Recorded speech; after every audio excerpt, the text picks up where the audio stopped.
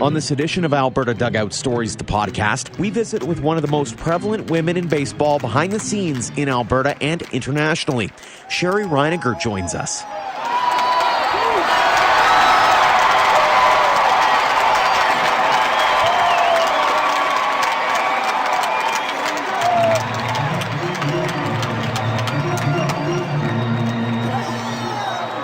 Welcome to episode 60 of Alberta Dugout Stories, the podcast. I'm Joe McFarland.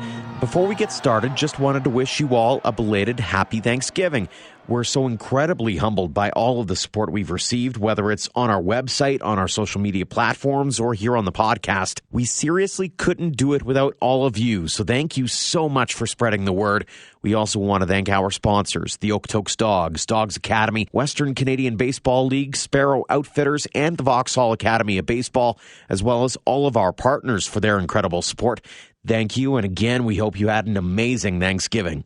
Now, on to this week's podcast. Shari Reiniger might not be a name you hear often, but she is certainly well known for all of her work in organizing some of baseball's biggest productions. Anytime Baseball Canada names officials for major events, the Edmonton native is front and center. She served as technical commissioner for the U18 Baseball World Cup and was a coach for the 29th Annual World Children's Baseball Fair in Japan this summer. She also keeps busy as a performance and learning consultant. And coming up on November 2nd, she'll be heading to Mexico as the technical commissioner for the World Baseball Softball Confederation's Premier 12 Pool A. Before she hit the road, we thought we'd chat with her about her journey in the sport and how she came to Alberta in the first place. Shari, welcome and thanks for joining us. Oh, I really appreciate being asked, Joe. It's amazing to look at your resume and to see how far you've traveled and what all you've kind of been able to do in the world of baseball. Let's go back to the very beginning, though, and how you got involved in baseball in the first place. Why is it that this has been the sport of passion for you? Well, you know, it's interesting. Growing up in a small town in California, we had an American Legion baseball team. And I remember being a young girl going with my dad to watch his buddy's son play shortstop for that team. And that kid ended up going on to play AAA baseball and just knew he was a special player and always loved watching baseball, or, you know, whether it was watching on TV.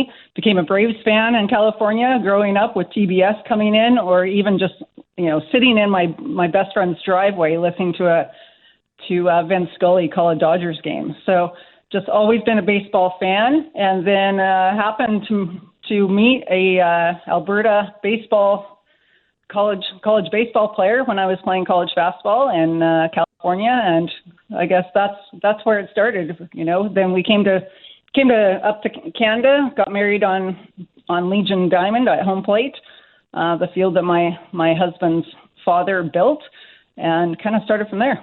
Unreal. An Atlanta Braves fan, so he must be watching the Canadian kid Mike Soroka pretty closely. Oh, man, that was what an impressive performance by Mike Soroka. Yeah, I had a chance to meet with him and work with him and at the PBF Redbirds in their academy quite a few years ago. And when he was just 14, but even then he was just a nice kid, respectful, wanting to learn. And the coaches at that point had nothing but great things to say about him. So great to see him perform on the biggest stage. Absolutely. Let's go back to your career here and obviously being so heavily involved in baseball. When did it occur to you, I guess, that this was going to be the career path of choice for you? Well, it'd be nice if I could make it a full-time career, but boy, I'm the only one left in the house working in the game. And, it just happened. I don't know if it happens by chance or, you know, one thing seems to lead to another, but, I got involved with baseball. You know, my husband and I actually, when we first moved to Sherwood Park, our son was young and we decided we should coach a house league baseball team, just a community team. First year we moved in here, and and then he got seconded to coach with one of the Pee Wee AAA teams that year. So, kind of started from there, working with the board, running committees, for Sherwood Park Minor Baseball. Then got involved with Baseball Alberta, coaching the girls' provincial U13 provincial team running that program for a couple of years. So, it's just one thing kind of led to another, kept taking on some new initiative that was out there that needed somebody to take a lead or get involved and do some hard work on. And it's turned into now traveling the globe, helping to run World Cups and World Cup championships. And now this year getting to actually go and work the Premier 12. Mm-hmm. And I was going to ask about this year in particular. I mean, you were the technical commissioner for that Premier 12. You're technical commissioner as well for the U18 Baseball World Cup in South Korea. I mean, you've been able to travel the world so far to this point. What's it been like from your standpoint to be able to do all this traveling and to watch some pretty great baseball too? Wow. Just what an incredible opportunity to be able to see baseball around the world and see it grow. From my very first World Cup, which was here in Edmonton, actually, the Women's Baseball World Cup, the inaugural event for the women's event was hosted here in 2004, and I was very fortunate to be put forward as the first female, first woman technical commissioner at that event, and which has since grown. It's pretty incredible to see both the women's game grow, but also, seeing working the U15 in Mazatlan in 2014, seeing some of those 15-year-olds international kids right before they sign, their international contracts, and now seeing some of them start to actually come up into the big leagues as well. So it's pretty incredible. I kind of have to pinch myself every time I get an assignment and get to travel. I love to travel and I love baseball, and so, it kind of puts a couple of my favorite things, pastimes to do together, and I'm fortunate to get these opportunities for sure. Have you ever said no to anything? That's a good question. Did I say no? I try not to say no, this year was also unique because I end up with the third event. I end up coaching at the World Children's Baseball Fair, was asked to do that as well, and actually got that assignment last Christmas, and then was asked to do two additional assignments this year, which, is a fair amount of travel. So I think I was away more than I was home this summer. But I'm fortunate to have, a husband that supports me being involved, and to get these opportunities to work with great coaches and baseball leaders from all over the world. And even, this year in Korea, we had quite a bit of rain, and, so kind of go back to my roots, taking care of the grounds, jumped in to help the grounds crew just so we could get games going on time, and ended up, repairing a wet bullpen with Graham Lloyd, right, from Australia. Yeah, I mean, classy guy and just, willing to jump in. Hey, Shari, I'll come out with you and let's get this done, right? So, it's just to have a great team to work with and always great people on the ground. A lot of times we always joke that, we do this every year, but a lot of these host sites, it's their first time they've hosted a World Cup event. So a lot of times they're learning, right? Mm-hmm. As, it's something that we do over and over again, but it's their first time. So it's always a lot of teamwork to make it happen, but great people on and off the field really to work with. And I think that's the greatest thing about this game is it's a great game, and it really brings character people together onto a field no matter where you are in the world. Has anything taken you by surprise in all of your journey? Well, I guess I can probably honestly say, and I hope I'll be the only one to ever have to manage an on-field incident where we actually had a player take a bullet on the field in Venezuela. Oh, jeepers. I was running, we were on the field that Hugo Chavez played on and hosting. It was the first time Venezuela had been in a World Cup for women, and they were hosting, and it ended up being a stray bullet, but we, at the time we didn't know. And so I guess the shock was, getting called out by, I had a Venezuelan professional umpire crew that game. And they looked at me with a shocked face as this girl goes down. I'm like, what the heck happened? And I get out on the field and, she was shot. Well, what do you mean? She, how do you go with that one, right? So it's like, you don't prepare yourself for anything like that ever happening. That was just a crazy incident that ended up being, just like I say, something that was stray that came in and happened to get her, thankfully, just in the calf. And and she was actually playing at last year's Women's World Cup, so she's still playing the game.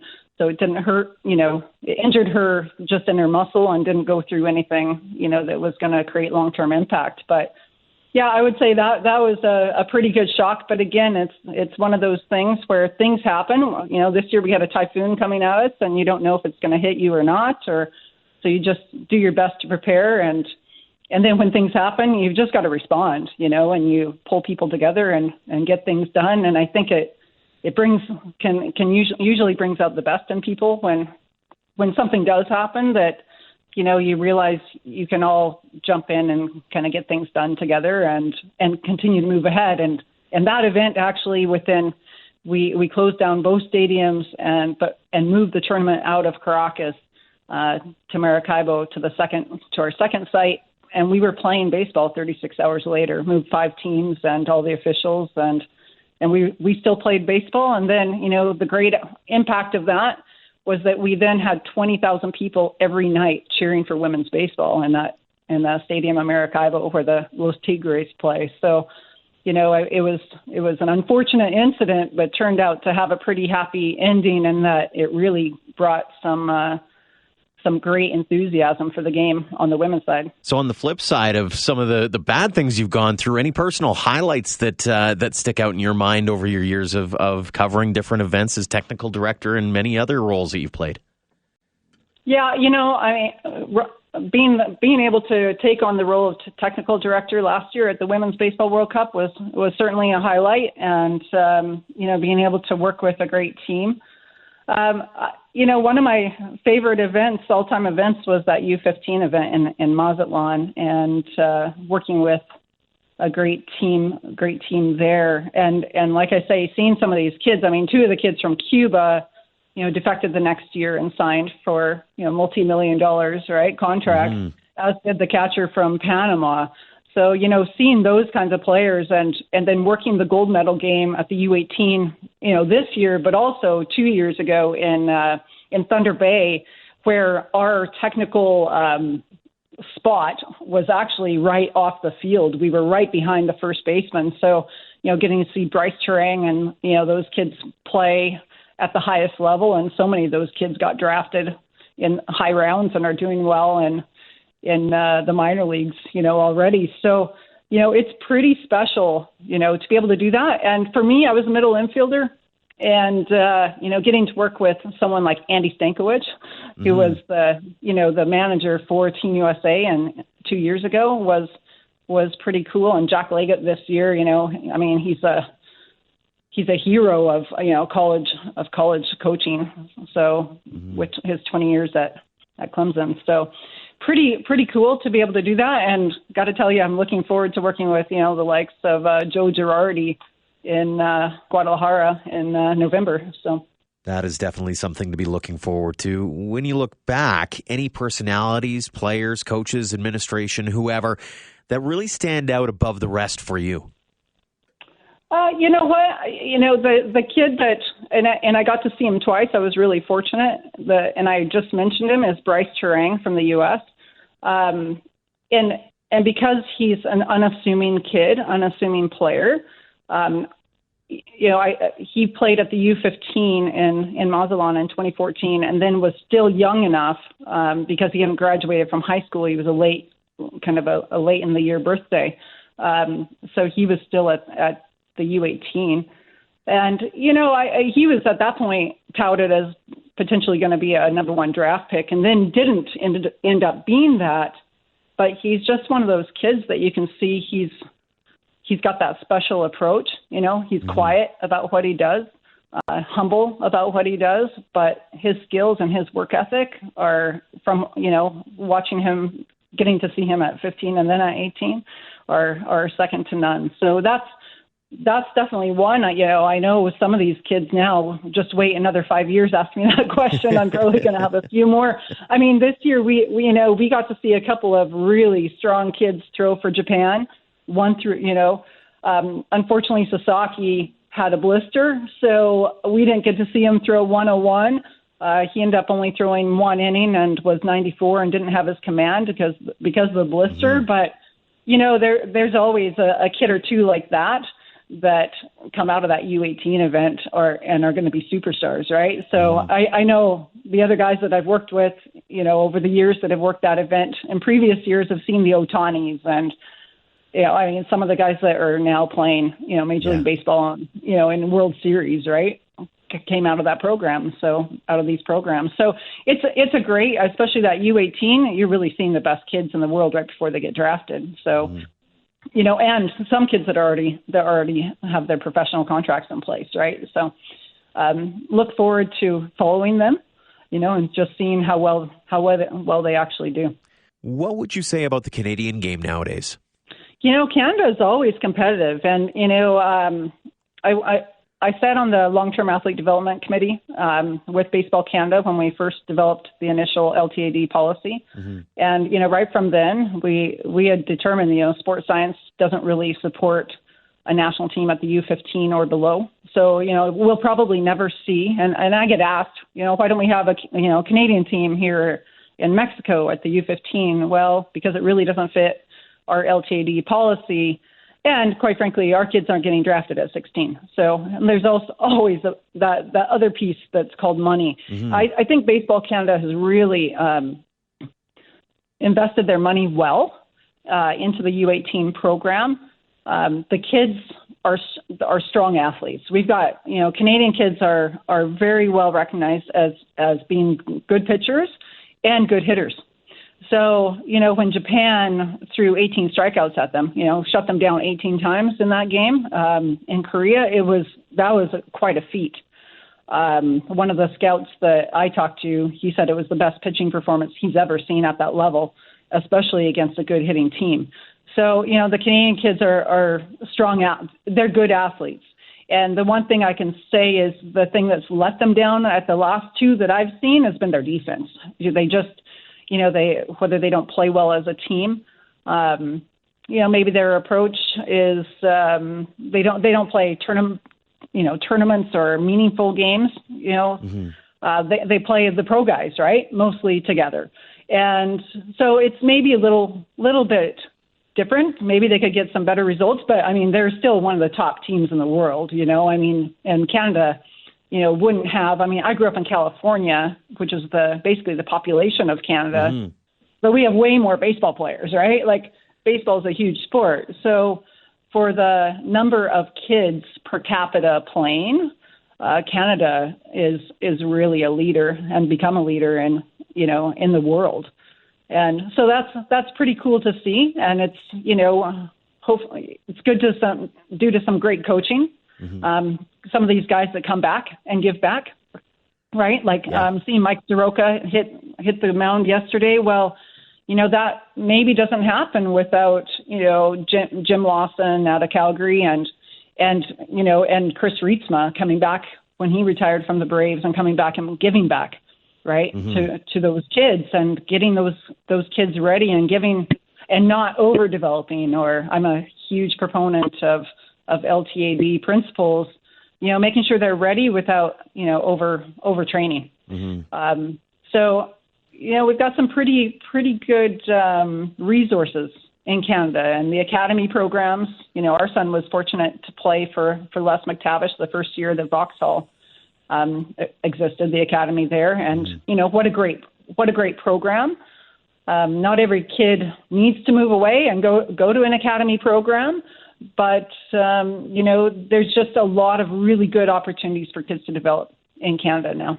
Absolutely. Final question for you. What's been the most gratifying part of being involved in this sport and doing all that you've done thus far?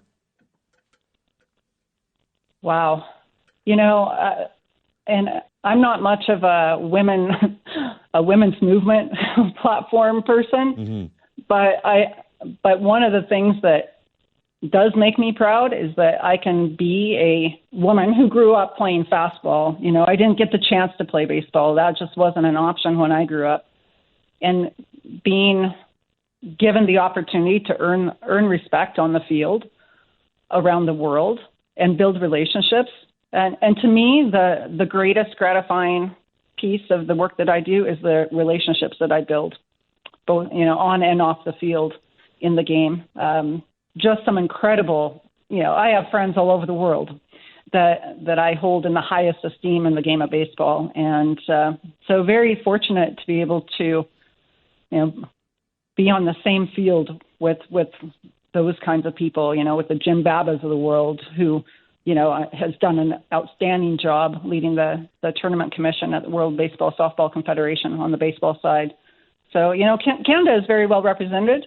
So that's another pride point as well. Is, like I say, I'm a California girl, but been here more years than I lived in California. So very happy to represent the Maple Leaf. And it is definitely a pleasure having you representing not only our country, but also our province on the international stage through the various roles you have. Shari, thanks so much again for joining us on the podcast and giving us some insight into what you do in all your travels. Thanks so much, Joe. Really appreciate it. Thanks again to Shari for joining us on the podcast, and a big thanks again to all of you for downloading and listening. If you haven't already, make sure to subscribe wherever you're listening and leave us a rating and review if you're able. We'll see you next time here on Alberta Dugout Stories, the podcast.